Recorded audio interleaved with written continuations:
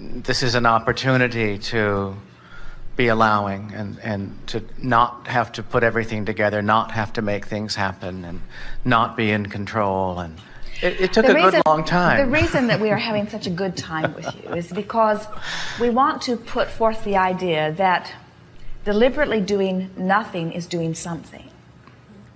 And that it is the smartest thing that you could ever do, because in deliberately doing nothing, you are deliberately reaching for the state of allowing, which allows everything that you've ever wanted to come into place. When you realize that in everything that you've been living, you've been asking. And so Source, who adores you and hears you and understands you and is answering you, is responding in the steady, consistent way that it is, that when you decide finally, and usually you have to beat yourself up pretty good before you come to that place, but when you finally decide that you are going to afford yourself a block of time where you do not push yourself to do something that you do not want to do, or where you do not force yourself to do something when you would rather not do it, but instead you choose what feels best to you, then all kinds of things come into place. And we were also teasing with you a little bit, because we know that when you make the decision to do nothing and you get into that place of allowing, that then all kinds of inspiration to do things comes forth, because it isn't about doing nothing, it's about feeling better about what you are doing. And I thought, well, you could just like decide you're not going to work and just keep sitting on the beach. And I didn't have the courage or the ability to do that. And so I went back to work. I had a terrible job, and I had a mediocre job, and now I find myself in an excellent job that I'm grateful to have. But I really liked the independence. And so I had to come back and like sit on this hot stove. And so I thought, okay, I have all these tools, I know how to do it. I spent weeks getting to where I would, feel good. But I'm like back in a similar, not the same hole, but now I'm back at work doing somebody else's work.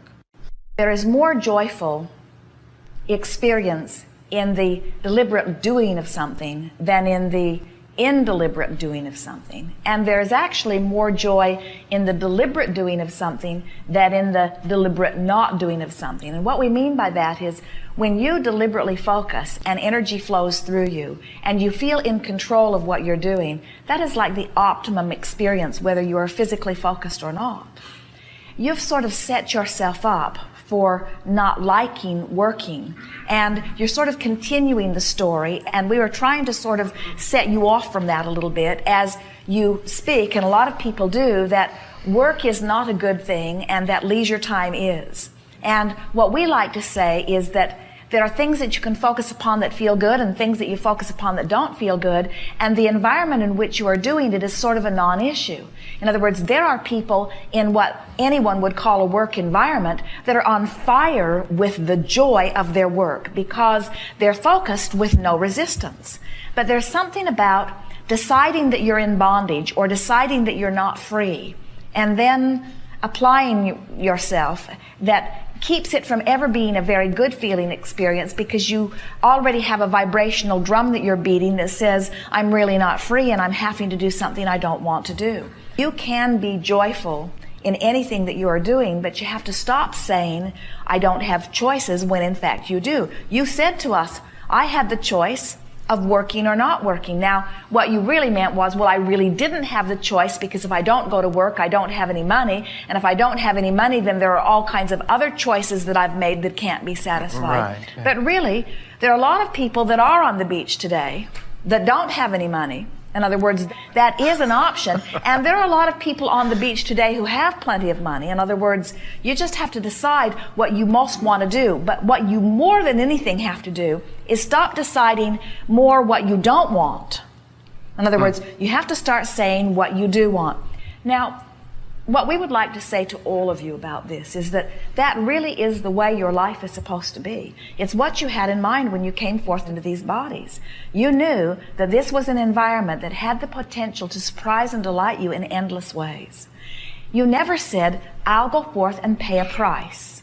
And once I've paid a big enough price, I will allow myself a little bit of pleasure in return for the hardship, because from your non-physical perspective, you understand that that is not the way it works. In other words, we would like all of you to assume the identity of one who is on an endless cruise, or one who is on an endless beach, or one who is on an endless path of beaches and cruises and interesting things and interesting people and interesting subjects and wonderful, adventurous, delicious, wonderful things to do. In other words, we would like you to adopt that as your identity. And it takes some living of the other to spike that desire enough that you begin to do that, but there is no reason for you to have less than one joyful moment after one joyful moment after one joyful moment. You do not have to dip back in to the unwanted. So what is in the vibrational makeup of you or of anyone that makes you think that? In other words, where do you pick up this I have to pay a price sort of thing?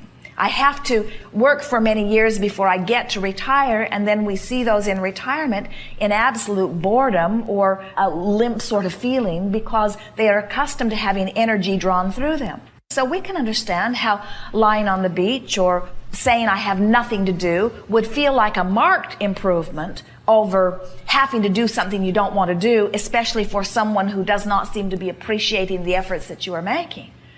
But we have to say to you, that if you can get focused in an attitude of non-resistance, that almost anything that you might choose to do would in the long run feel better than choosing nothing, because you are a focusing mechanism. It's the hardest thing that physical friends hear from us. The most difficult thing that they hear from us is that you really do want to be an active participator in this life experience. You really do want to have reason to focus and reason to decide. You really do want hands-on creative control of your life experience.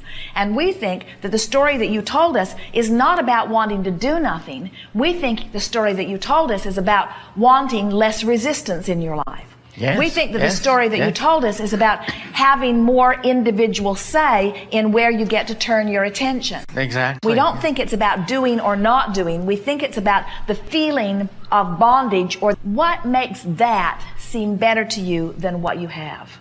I guess I feel I don't own it, and it's not something that I created and that I want for myself. I feel it's something that I just have to do, and I absolutely can make the best of it, and I can enjoy it. But if I really had a choice, I would not be going there every day.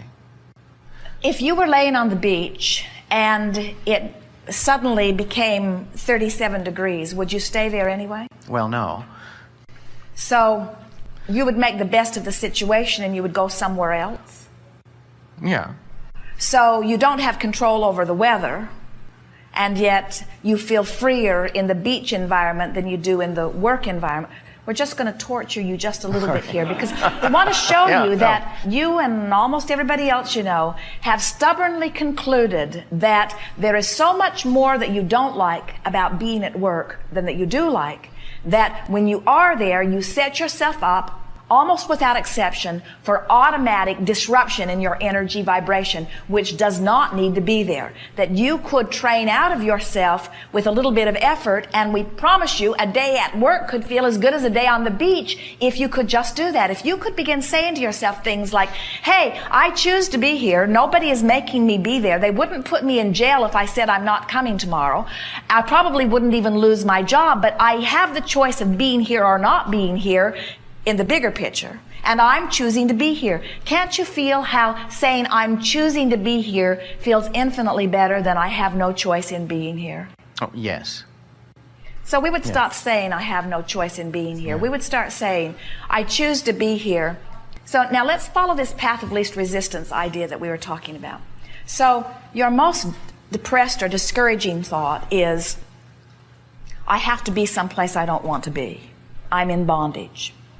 And your best scenario is, I'm on the beach and I can stay here as long as I want to be here, and I really don't have to do anything. So let's build some bridges between there and see if you can begin feeling the resistance lift from you. So I have to be here. I really don't want to be here. But I'm here by my choice. And I did attract this work environment. And I'm quite pleased with it in comparison with some other work environments. And I realize that I did a good job of attracting this, and there are components of being here that are more satisfying than others. Now, all of those statements are true, and we can feel as we speak them, your vibration raises to them instantly. In other words, you feel all of that. So can you feel how these words that we are suggesting are more aligning, and by that we mean aligning you with you. Aligning you with you. They're more aligning in nature than some of the other words that you've been speaking here to us here today. So if you're reaching for the thought that feels best, you see, the issue is not, should I work or should I be on the beach? It's not about those choices. The issue is, what thoughts can I think while I'm on the beach, or what thoughts can I think while I'm in the work environment that align me with me? What are the freeing thoughts? And we want you to feel what we mean by freedom, because the freedom that you have always been looking for is not the freedom from the bondage of the work. It's the freedom from the bondage of the resistance in your vibration that does not allow you to really be who you are. The freedom that you're looking for is the freedom from resistance, which means the freedom that you are looking for is the freedom from bondage thoughts. The freedom that you're looking for is the freedom of the energy flowing. So you say, oh, here I am. I'm in this work environment where they pay me to be here. That's a good thing. And they expect good things from me. That's a good thing. And I'm capable of satisfying them. That's a good thing. In other words, can you feel how aligning in nature those are? I mean, that is a theme through this whole experience that I've had, is saying, you know, what do you say? Are you going to be happy or not? And what do you require? Can you be happy in this moment or not? The reason that we have been so eager to have this discussion with you is because this discussion speaks to the heart of the greatest dilemma that our deliberate creative friends feel, or any human friend, whether they are deliberately creating or not. And that is, do I respond to my environment and therefore need to control it, which I can't do? Or do I achieve a thought by sheer practice of achieving thoughts and establish a vibration which then creates an environment? In other words, it's one way or the other. You're either observing what is and responding to what is, or you are conjuring an image, and what is responding to the conjured image. And so that's why so many people really believe that they have to control the circumstances. That's why there are so many laws and so many rules, is because people, when they look out and they see something that makes them feel good, they say, yes, more of that. But when they look out and see something that doesn't feel good, they say, no, we do not want more of that. And then they attempt in mass the impossible.